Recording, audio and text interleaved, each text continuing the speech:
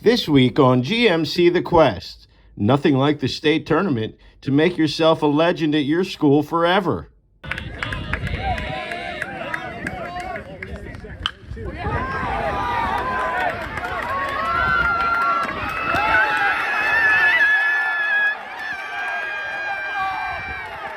We're sliding into the NJSIAA state sectional finals.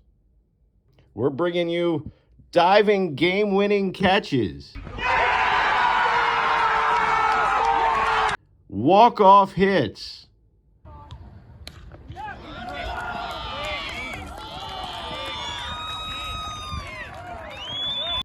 dog pile celebrations,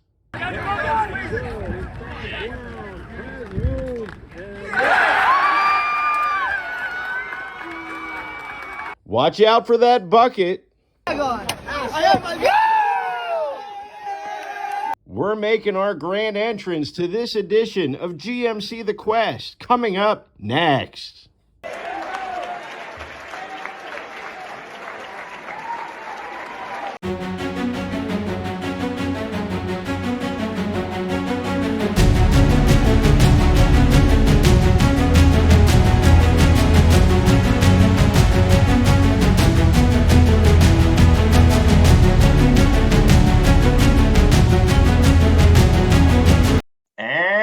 Welcome to week 14 of GMC The Quest, our state tournament look, the first 3 rounds of the 2022 NJSIAA state tournament, and what incredible action we had last Wednesday, last Saturday, and just recently on Tuesday. As you know, 3 GMC teams are still alive in the quest to become state champs. We have the perennial Group 1 powerhouse Middlesex, one step away from winning a sectional title. They'll take on their biggest rivals statewide, Point Pleasant Beach, for the Group 1 title on Friday at 4 o'clock in Middlesex. And we've got 2 upstarts trying to kick the door down and make history of their own. In Group 4, North 2, Woodbridge, with a historic 11-inning epic 6-5 victory over state top 10 Ridge on Tuesday, putting the Barons 1 win away from their first ever sectional title. But what a challenge it's going to be for Woodbridge. They'll be taking on another perennial Group 4 powerhouse in Hunterdon Central, almost always one of the best teams in the state, and this year, no exception. Woodbridge will travel to Hunterdon Central for a 3 o'clock game on Friday. And then there's East Brunswick, the team with the best pitching staff in the GMC all season, with the fewest runs allowed in the GMC all season, had some trouble getting the offense on track most of the way. But come lately, the Bears are 10-3 in their last 13 games, and on Tuesday, they squared off against one of their rivals, North Brunswick, in Battle of the Brunswicks, Part 3. If you've been paying attention to either of the first 2 matchups between these 2 teams, you knew you'd be in store for an epic treat, and indeed you were. Game 1 of the 3-game series was a non-league game that came down to the last inning. North Brunswick won it 5-4 with a game-tying home run and then a walk-off homer in the bottom of the 7th at Community Park. Game 2 of the series, where we last left these 2 teams, was in the GMC semifinals, and they battled in a game for the ages that went 12 innings before North Brunswick scored a 1-0 victory on a Zach Konstantinovsky walk-off hit. Would the third try be the charm for East Brunswick, or would North Brunswick continue its mastery over East Brunswick? We found out Tuesday at North Brunswick Community Park on a pretty nice day if you like drizzle. But if you love baseball, you are in for a great game. Battle of the Brunswicks Part 3, would it live up to the hype? Of course. Kyle Anderson dealing early. Kyle Anderson, one of the big stars in North Brunswick's second half run. And there's Frankie Garbolino. We catch that bomb midway through. North Brunswick grabbing a 1-0 lead early. The same score as the epic GMC semifinal. Was that going to be it? No. East Brunswick finding a way Not as dramatic as the bomb, but here is Jack Nelson chopping the ball into the ground. Infield hit.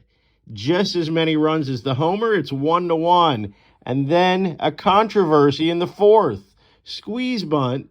Looks like the runner is safe at home. Called out by the umpire. Fans angry, but you know what? It turns out we'll slow it down for you and take a look. The bat just happens to be in the way of the runner. He slides into the bat, not home plate, and correctly called out. It's still 1-1, at least till Garbolino comes up next. It's the fourth, Garbolino, base hit. It's a RBI single. North Brunswick back on top, 2-1. Surely that would be enough, but Mike Marchese keeps it at 2-1. You know that Mike Marchese will battle, and he will paint corners as well as anybody in the conference. He's done it all year. He's doing it now. It's the sixth inning. Maybe not his best, but certainly good enough to keep East Brunswick in the game. A nice running grab by Jack Nelson here. It's 2-1 to the sixth. Actually, that was the bottom of the sixth. And the top of the sixth, Alejandro Jabbar on in relief with the bases loaded, gets swinging strike 3. East Brunswick just 3 outs away from a spot in the sectional title game. But Jack Nelson, other ideas, base hit, runners at the corners. Dustin McGinnis ties it with a sac fly. And then we go to the 8th, and it's time for Ryan Schultz to come off the bench. He's got 1 hit all year. Coming into this, it's time for his moment. Base hit in the hole. John Aranchik comes running hard around third. He dives in. He's pumped. And East Brunswick is now on top 3-2, top of the 8th. The next batter, they call him the professional hitter. We're going to call him Mr. Liberty Mutual. Why? Because he's about to deliver some much-needed insurance for East Brunswick. The pitch from Kyle Tarabokia is grounded in the hole for a base hit. It's 4-2 East Brunswick. McGinnis in the bottom of the 8th gets a runner on, but gets the pop fly. Jack Gerald settles under it, squeezes it for the final out. We've got a massive celebration as East Brunswick makes it to the sectional finals.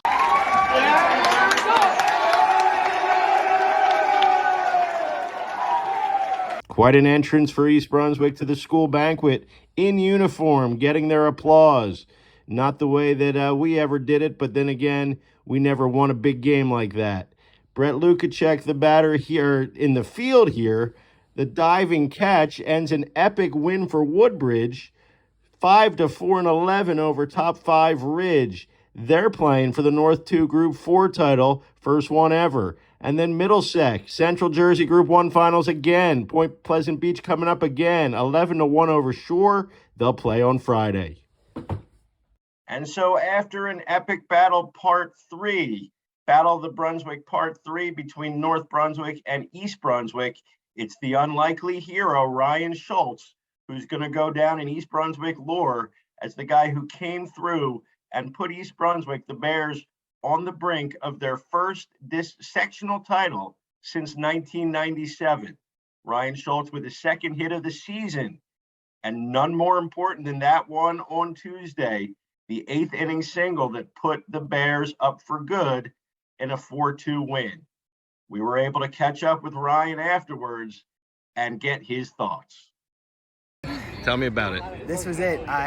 Kenny told me to go take some swings outside the dugout, and then he called me up to hit, and I might have taken 10 swings, and I just stepped into the box, and I wasn't trying to do too much. I wanted a single. That's all we needed with a man on second, and it just happened. I mean, I was locked in.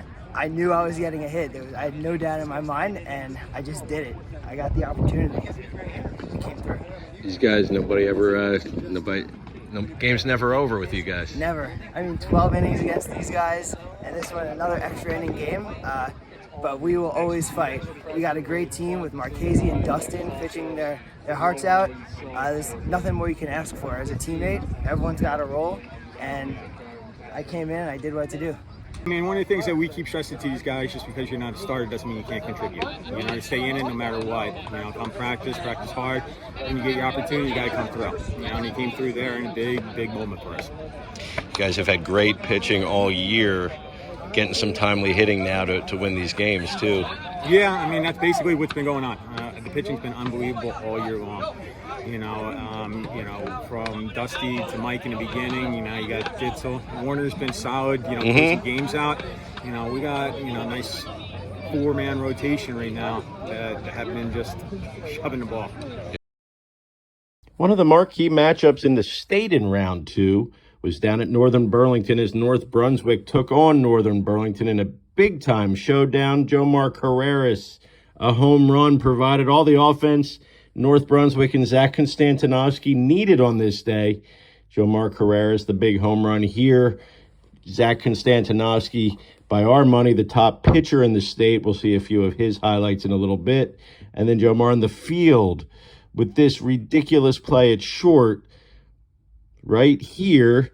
Fardu is right in the hole, taking a hit away and getting a key out. Konstantinovsky did the rest. That's the final of his 120 strikeouts on the season to just 2 walks. Gets the line drive there. North Brunswick with a big 3-0 win to advance to the Central Jersey quarterfinals. Out at Woodbridge, final home game of the year for the Barons. Brett Lukacek, the captain, the leader, has done almost everything this year except hit a home run until right there against Westfield.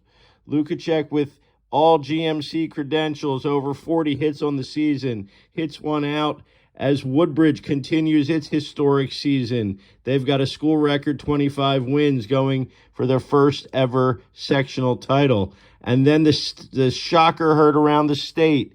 Joe Ditzel, complete game, shutout. Down goes the number 1 seed. Down goes the defending state Group 4 champs.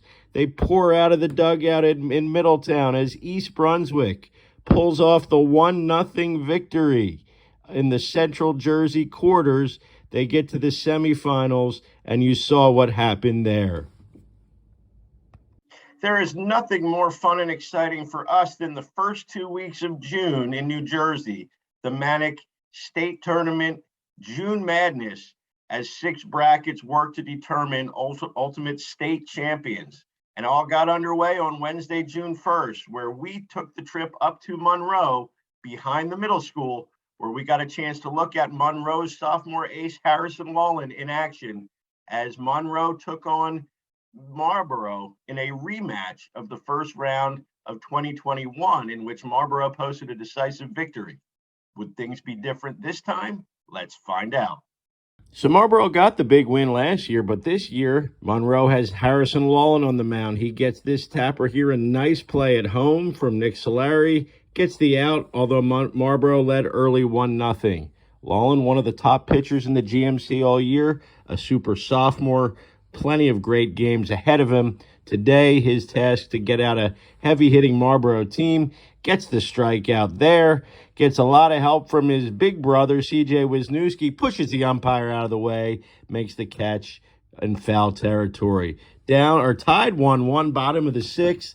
And the laser show, Trevor Wallace takes over. Hard base hit to left field. There's runners at the corners. A developing situation for Monroe. And then it's Aiden Lane hitting out of the cleanup spot.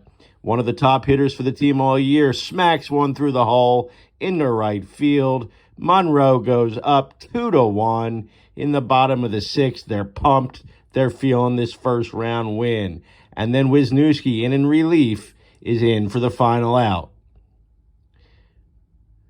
Gets the fly ball to right. Monroe picks up the 2-1 win. We talked to Harrison Wallen after the game. Was the key in the tough spots? Bear down. I mean, got to get the ball in the zone. My field's going to make plays for me. That's all you got to do. Absolutely. A couple really nice plays the last couple innings, too, right? Yeah. I mean, the field comes together in the end. I mean, they like to shake it up, but I know in the end they'll have my back. To get a win in states, you know, it's been, you obviously did really well in GMC all year, but a little bit of trouble out of conference. Yeah, I mean, it's been a rough couple games. I mean, it is what it is. But we got the win when it counted. Absolutely. I know you like to swing it too, Oh, so I mean, yeah, gonna take the two-way as far as it goes. felt good to get a hit, I'm sure, too, in a big Definitely, spot. definitely. Awesome. Other first round game, another battle of the Brunswicks. North over South here, 5-4 on Omar Carrera's walk-off hit. He pushes North further along into the tournament, as you saw earlier. So what comes next for our 3 remaining GMC teams? We've got a busy, exciting sectional championship game Friday in store for Middlesex, for Woodbridge, and for East Brunswick as they go after sectional titles. And as we said, it's one perennial champ, Middlesex, the defending state group 1 titleists, and 2 schools looking to really make history, as East Brunswick hasn't won a sectional title since their only one in 1997, and Woodbridge is going for its first ever sectional crown. 2 o'clock, 3 o'clock, 4 o'clock, the times for the matchups on Friday. At 2, down the shore at Howell, it'll be number 9 seed East Brunswick going up against Howell. East Brunswick with lots of options pitching wise, anywhere on that 4-headed monster other than Mike Marchese, who battled and did such a great job against North Brunswick. Looks like probably Joey Ditzel. Joey with one of the top seasons in East Brunswick history on the mound, whereas Howell will have a number of options, really only ace Danny Furlong, the only one ineligible due to pitch count. At 3 o'clock at Hunterdon Central, Woodbridge going for the big one of the top public schools in the state. Hunterdon Central stands in the way of the Barons' first ever sectional state title. For Woodbridge on the mound, you're probably looking at Eddie Nunez, the supremely talented sophomore, has over 100 pitches in store still based on his pitch count off of Tuesday. Hunterdon Central can go to its ace, its Maryland signee, its draft prospect, the imposing Kyle McCoy, who is not allowed to run all season. Should be an exciting matchup. Hunterdon Central 3. Don't ever put anything past the Barons. They will fight you all game. At 4 o'clock, it's the defending state champs, Group 1 state champs Middlesex, back in the Central Group 1 final against the perennial rival, the perennial finalist, Point Pleasant Beach, under Angelo Fiore and Joe Mazzo, one of the top programs in Central Jersey, and certainly in Central Jersey Group 1. A worthy challenge as always for Middlesex. That'll be 4 p.m.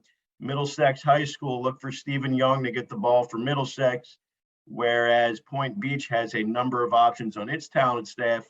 Really only Kyle Collins was ineligible due to pitch count. So 3 great games in store for Friday. We'll have all that next week as we continue on GMC The Quest. We thank you all for watching and look forward to catching you at the field.